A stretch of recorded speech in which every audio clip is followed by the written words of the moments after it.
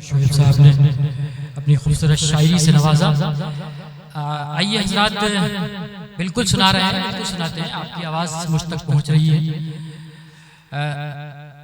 नवाब साहब जी जी जी जी नवाब साहब तशरीफ ले जा रहे हैं बाहर, हम उनके शुक्रगुजार हैं।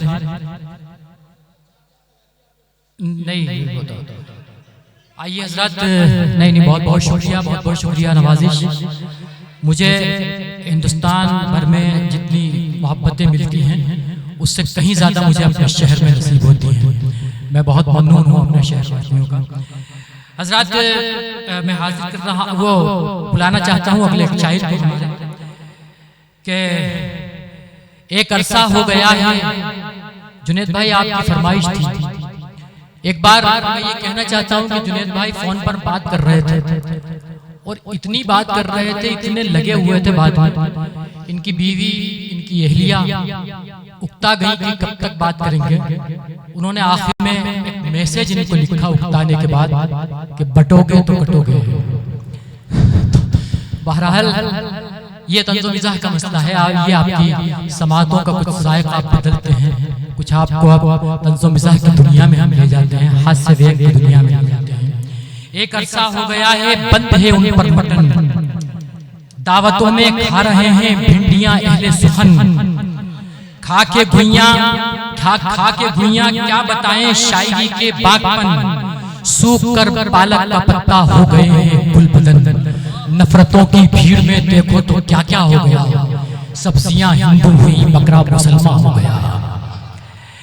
आइए हजरात, एक ऐसा बेला शायर तंज़ो मिज़ाह का, मैं ये कहता हूँ अक्सर कि तंज़ो मिज़ाह की शायरी को हमारे शुअरा ने, हमारे अकाबिरीन अदब ने हमेशा दूसरे दर्जे में रखा है, लेकिन मैं इसे सरासर गलत मानता हूँ। इसलिए कि जब जब समाज और सियासत नाहमवालियों की जानिब बढ़ी है तो तंज़ो मिज़ाह के शायर ने उन्हें आईना दिखाने की हमेशा कोशिश की है। एक नेता सो रहे थे, चीख कर मैंने कहा अब तो उठ जाओ, छुरी आई है गर्दन के करीब। इतना सुनना था कि बरहम हो के फरमाने लगे, बेअदब हम लोग होते हैं इलेक्शन के करीब। आइए हजरात, तंज़ो मिज़ाह का एक ऐसा शायर जिसे सज्जाद झंझट दुनिया कहती है और सुनती है। मेरी मुराद सज्जाद झंझट साहब से रुड़की की एक तारीखी और सकाफती सरजमीन से आप तशरीफ लाए हैं, मोहतरम सज्जाद झंझट साहब, और जोरदार तालियों से उनका इस्तकबाल करें।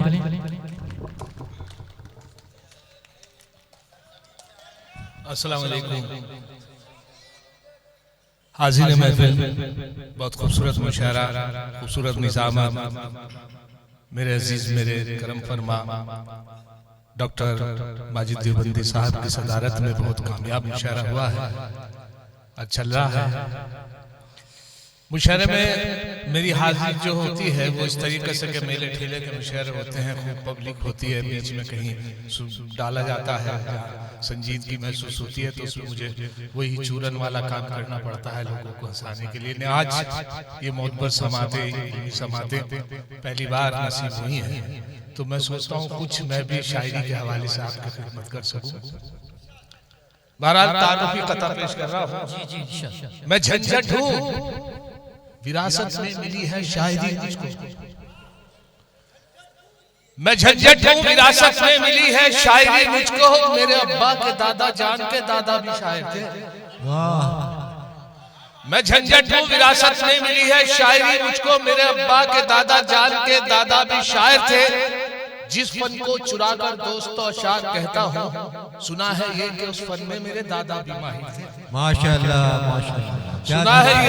सुना है ये कि उस फन में मेरे दादा भी माहिर थे। खानदानी फन। आप लोगों को शायद मौत पर दिखने लगूं, ये भी हो सकता है अच्छे रेट में बिकने लगूं। आप लोगों को शायद मौत पर दिखने लगूं, ये भी हो सकता है, आप लोगों को शायद मौत पर दिखने लगूं, ये भी हो सकता है अच्छे रेट में बिकने लगूं। सिर्फ झंझट नाम से इज्जत नहीं मिल पाएगी, सोचता हूं मैं भी खुद को डॉक्टर लिखने लगूं। क्या कहने साहब, वाह वाह वाह वाह, क्या कहने साहब। सोचता हूँ मैं भी खुद को डॉक्टर लिखने लगूं। ये सदर मोहतरम की तरफ इशारा तो नहीं नहीं, ये तो वाकई डॉक्टर है माशाल्लाह। लेकिन बहुत से जो कंपाउंडर हैं वो भी डॉक्टर है, मेडिकल स्टोर वाले भी डॉक्टर हैं, बहुत शायर हैं। बहरहाल इस अच्छा शायरी का मामला और स्टेज का मामला यहाँ तक पहुंचा कि इस दौर के हिसाब से शायर वो बड़ा है, इस दौर के हिसाब से शायर वो बड़ा है, उतरा है जो जहाज से होटल में पड़ा है। इस दौर के हिसाब से शायर वो बड़ा है, उतरा है जो जहाज से होटल में पड़ा है, होटल में पड़ा है। और रॉकेट ने दिवाली के ये बताया हमें झंझट, रॉकेट ने दिवाली के ये बताया हमें झंझट, जाएगा वो उरूज जो बोतल में पड़ा है। क्या कहने का, जाएगा वो उरूज जो बोतल में पड़ा है। और ये भी देखे, आपकी नजर कर रहा हूं और तस्वीर पेश कर रहा हूं कि था लड़का एक लड़की छेड़ता था, रोज पीटता था लड़का एक लड़की छेड़ता था, रोज पीटता था। किया था बाप ने बशक में मजनू एक पिसर पैदा।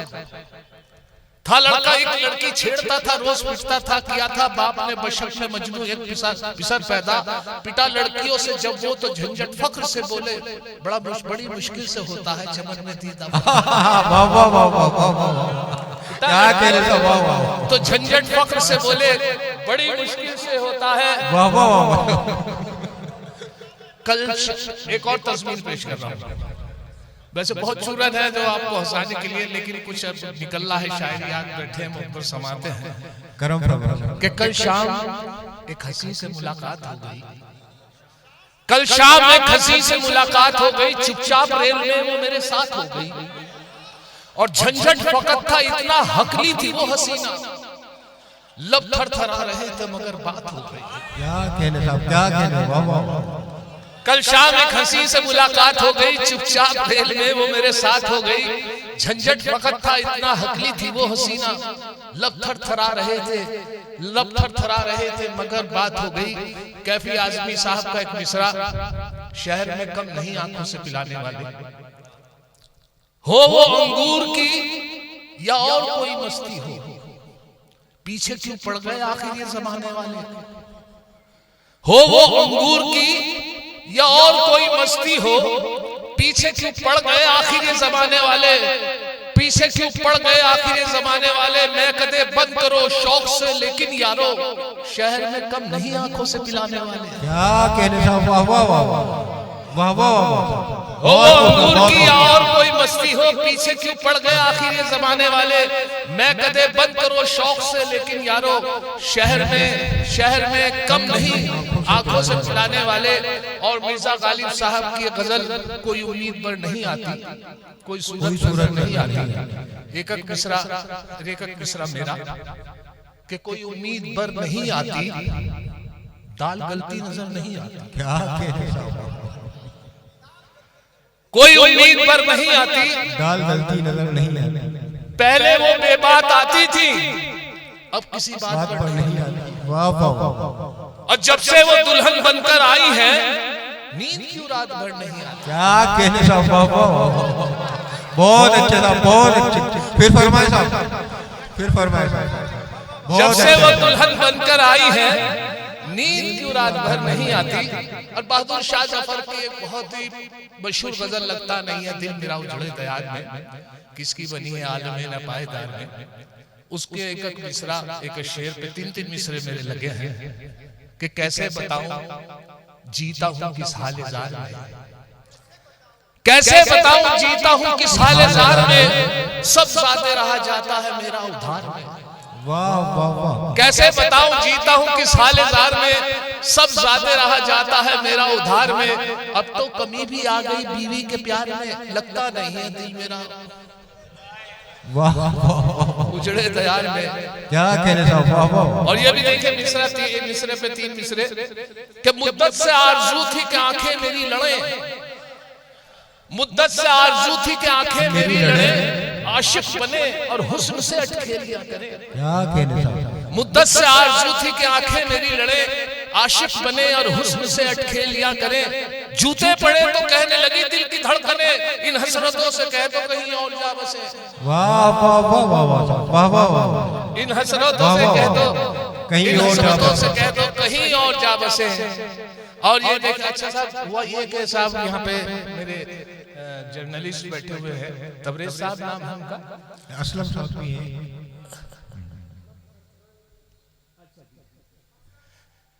वो फिर कते की फरमाइश की है सर ने, मैं साहिब भाई के सोहेल साहब साहिल साहब ने, मैं शुक्रगुजार और हुक्म की तामील करते हुए कि कल शाम एक हंसी से मुलाकात हो गई, चुपचाप रेल में वो मेरे साथ हो गई, झंझट वक्त था इतना, हकली थी वो हसीना, लब थरथरा रहे थे मगर बात हो गई, लब थरथरा रहे थे, लब थरथरा रहे थे मगर बात हो गई। एक तस्वीर और पेश कर रहा हूँ, वो ये कि साहब मुजफ्फर रजवी साहब के बहुत मशहूर शेर, बड़ा कोट होता है संसद भवन में, नेता लोग भी कोट करते हैं कि जब्र भी देखा है तारीख की नजरों ने, लम्हों ने खता की थी सदियों ने सजा पाई, लम्हों ने खता की थी सदियों ने सब सजा पाई।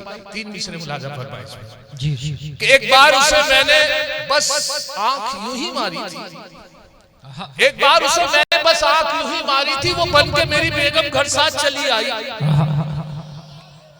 अब हाल मेरा यह है 10 बच्चों का अब्बा हूं, लम्हों ने कता की थी सदियों ने सजा। एक बार उसे मैंने बस आंख यूं ही मारी थी, वो बन के मेरी बेगम घर साथ चली आई। अब हाल मेरा यह है 10 बच्चों का अब्बा हूं, लम्हों ने कता की थी सदियों ने सजा पाई। और मैं बहुत शुक्रगुजार हूँ नजर साहब का, इस्माइल नजर साहब का और अपने रियाज साहब का, कि उनकी वजह से आपकी खिदमत में मेरी हाजिरी है। मेरे बड़े अजीज डॉक्टर जिया साहब जो का बेहतरीन और कामयाब निजामत कर रहे हैं, चली आई। अब हाल मेरा यह है 10 बच्चों का अब्बा हूँ, लम्हों ने खता की थी। 10 बच्चों पे याद आया कि महाराज एक गली से गुजर रहे थे, जी कुछ मांगना चाहते थे, भिक्षा वगैरह, एक दरवाजे को नॉक किया, सदा मांग सदा दी। तो एक लेडी निकल कर आई, उनसे कहा बेटे कुछ, कहले महाराज मैं तो बहुत मजबूर परेशान हूँ। कहते नहीं क्या हुआ? कहले मेरे 5 साल शादी को हो गए, कोई औलाद नहीं हुई है। कहले आपने सही वक्त पे बताया, मैं बद्रीनाथ जा रहा हूँ, वहां पे एक मंदिर है, वहां अगर आपके नाम का चिराग जला दूंगा, दिया जला दूंगा, तो फिर वो हुआ ये कि उनका नाम याद रहा और उनको जगह वो गए बद्रीनाथ, उनके नाम का चिराग जलाया। इसके बाद को 10 साल गुजर गए। 10 साल बाद वो फिर उधर से गुजर हुआ इत्तेफाक से, गली से उन्हें याद आया कि वही मकान है 10 साल पहले जहां वादा किया था, जिनके नाम का चिराग जलाया था। उन्होंने देखा क्या रिएक्शन हुआ है, उन्होंने दरवाजा खटखटाया, दरवाजा में से कोई आदमी नहीं आया, तो उन्होंने दरवाजे को धक्का दिया, तो 10 बच्चे खेल रहे थे शहर में, 10 बच्चे। उन्होंने एक बड़े समझदार बच्चे को बुलाया कि बेटे पापा कहाँ गए? कहले चिराग बुझा रहे।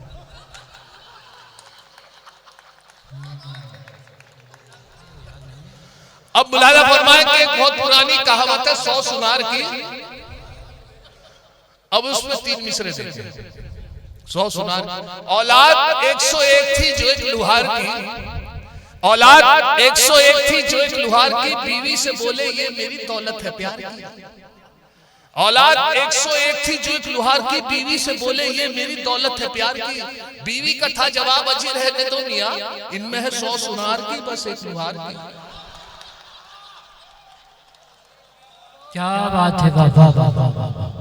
औलाद 101 थी जो एक लुहार की, बीवी से बोले ये मेरी दौलत है प्यार की। बीवी का था जवाब अजी रहने दो मियां, इनमें है 100 सुनार की। एक साहब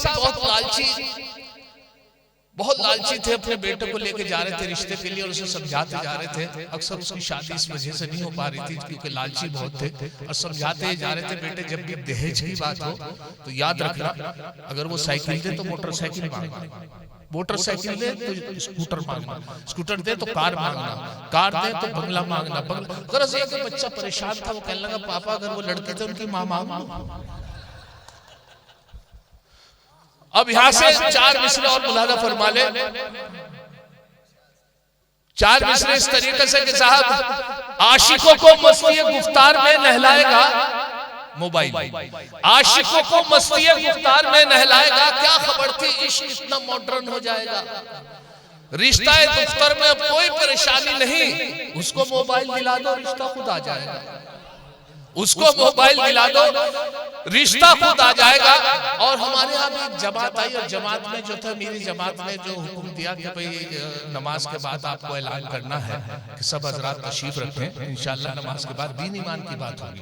वो किसी को भी ड्यूटी दे देते हैं, लेकिन अमीर साहब की गलती ये हुई कि बहुत छोटे बच्चे को उन्होंने ये ड्यूटी दे दी। बच्चा था, वो कभी सलाम भी नहीं किया था, 10 आदमियों में खड़े हो गए, वो घबरा गया, कहते इमाम साहब क्या कहना है कि बेटे ये कहना है सभी हजरात तशरीफ रखे, इंशाल्लाह नमाज के बाद दीन ईमान की बात होगी। कुछ याद हो गया उसके, कुछ वो भूल जाता था, बहुत कोशिश के बाद भी वो याद ही करता रहा, रुकू में सजदे में यही याद करता रहा, सभी हजरात तशरीफ रखे इंशाल्लाह दी। हजरत जैसे नमाज मुकम्मल हुई वो तेजी के साथ खड़ा हुआ और क्या कहने लगा, सभी हजरात तशरीफ रखे, इंशाल्लाह नमाज के बाद इमाम साहब के बारे में बात होगी। इमाम साहब बेहोश।